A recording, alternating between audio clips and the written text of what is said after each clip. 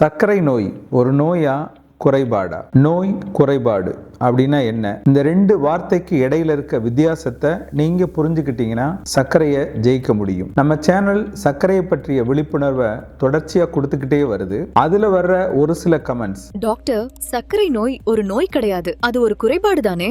நோய்னா என்ன, குறைபாடுனா என்ன, அதை பத்தி தான் இந்த வீடியோல விரிவா பேச போறோம். இந்த வீடியோ சர்க்கரை மக்களுக்கு மிகவும் பயனுள்ள வீடியோ. முக்கியமா சர்க்கரை மக்களுடைய குடும்பத்துல இருக்கிறவங்களுக்கு பயனுள்ள வீடியோ இது. அதனால வீடியோவை ஆரம்பத்திலிருந்து முடிவு வரைக்கும் ஸ்கிப் பண்ணாம பாருங்க. நான் டாக்டர் மணிவண்ணன், ஸ்ரீ பார்வதி சர்க்கரை நோய் மருத்துவமனை, காரைக்குடி. எங்கள் மருத்துவமனை காரைக்குடியில கடந்த 35 வருஷமா செயல்படுது. எங்க சேனல் மூலம் கிடைக்கிற பணம் ஏழை சர்க்கரை குழந்தைகள் இன்சுலின் வாங்க பயன்படுத்துறோம். அதனால அவசியம் சப்ஸ்கிரைப் பண்ணி பாருங்க. Facebookல பாக்குறவங்க ஃபாலோ பண்ணி பாருங்க. முதல்ல நோய்னா என்ன, குறைபாடுனா என்ன அப்படிங்கறத பார்ப்போம். நோய் அதாவது டிசீஸ் அப்படின்னா ஒரு உறுப்பு நிரந்தரமா சேதமடைதல், திரும்ப பெற முடியாத நிலை. டிஸார்டர் அதாவது குறைபாடு அப்படின்னா நம்ம உடம்போட இயல்பான செயல்பாட்டில் கொஞ்சம் குறை இருக்கு, இதை சரி பண்ணுனா பழைய நிலைமைக்கு திரும்பி வரலாம். ஆரம்ப நிலை சர்க்கரை அதாவது ப்ரீ டயபெட்டிஸ் அப்படின்னா அது ஒரு குறைபாடு. சர்க்கரை வந்துருச்சுன்னா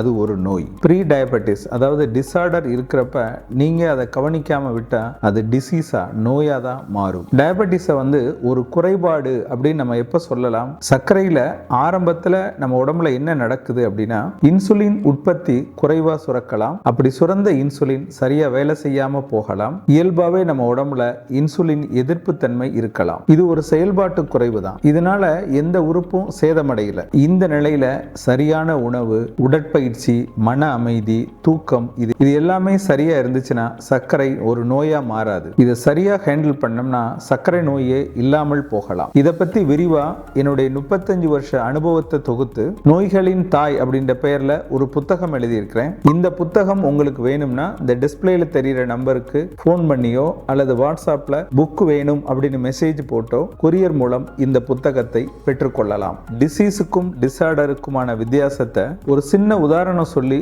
உங்களுக்கு புரிய வைக்கிறேன். இந்த ஆறு அமைதியா ஓடுது. அதனால காடுகளுக்கும் அங்குள்ள உயிர்களுக்கும் விவசாயத்துக்கும் மக்களுக்கும் பெரும் நன்மை கொடுக்குது. அதே ஆறு பெருமழை பெஞ்சு கட்டுப்பாடு இல்லாத வெள்ளம் வந்தா இந்த காடுகளையும் அங்குள்ள ஜீவராசிகளையும் மக்களையும் அழிக்கிற சக்தி இருக்கு. இங்கே ஆறு பிரச்சனை இல்லை, அதுக்கு கிடைக்கிற தண்ணியோட அளவு தான் பிரச்சனை. அது மாதிரி தான் சர்க்கரை. சர்க்கரையோட அளவு நம்ம கட்டுப்பாட்டில் வச்சிருந்தோம்னா அமைதியா வாழ்க்கை போய்கிட்டே இருக்கும். ஆனா சர்க்கரையோட அளவு அதிகமாச்சுன்னா நம்ம உடம்புல இருக்க ஒவ்வொரு உறுப்பையும் அது அழிக்க ஆரம்பிக்கும். உங்களுக்கு சர்க்கரை இருக்கா, கட்டுப்பாட்டில் இருக்கா, எவ்வளவு இருக்கு அப்படின்னு கமெண்ட்ல சொல்லுங்க. திரும்பவும் சொல்றேன், சர்க்கரை ஆரம்ப நிலையிலே இருந்துச்சுன்னா அது குறைபாடு. அதை கவனிக்காம விட்டுட்டோம் அப்படின்னா அது ஒரு நோய். சர்க்கரை இந்திய மக்களுக்கு ஏன் அதிகமா வருது தெரியுமா? இந்தியர்களுக்கு, குறிப்பா தென்னிந்தியர்களோட ஜீன் பேட்டர்ன் சர்க்கரை வருவதற்கான சாத்தியக்கூறுகள் அதிகம். இந்திய மக்கள் எங்க போய் செட்டில் ஆனாலும் அங்க உள்ள சர்க்கரை மக்கள்ல அதிகமா இருக்கிறது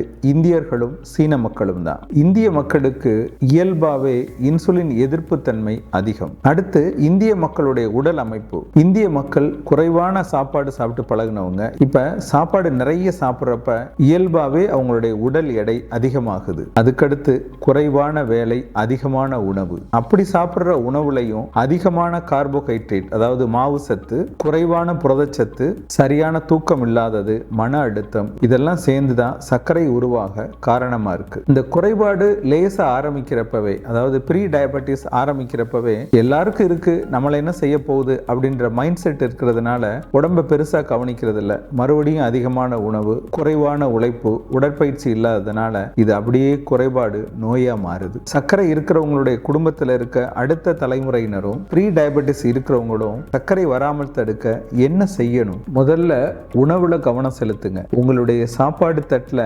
50% காய்கறி இருக்கணும், 25% புரதச்சத்து இருக்கணும், 25% தான் கார்போஹைட்ரேட் அதாவது மாவுச்சத்து இருக்கணும். தினமும் 30லேருந்து 45 நிமிஷம் உடற்பயிற்சி அல்லது நடைப்பயிற்சி செய்யணும். ஒரு நாளைக்கு 7லேருந்து 8 மணி நேரம் தூக்கம் அவசியம். நைட்ல தூங்குறதுக்கு 1 மணி நேரத்துக்கு முன்னாடியே மொபைல் போனை ஆஃப் பண்ணிருங்க. இது தூக்கத்துக்கு மிகப்பெரிய எதிரி. அடுத்து மன அமைதி. மன அமைதி இல்லை அப்படின்னா நம்ம உடம்புல ஸ்ட்ரெஸ் ஹார்மோன் அதிகரிக்கும்.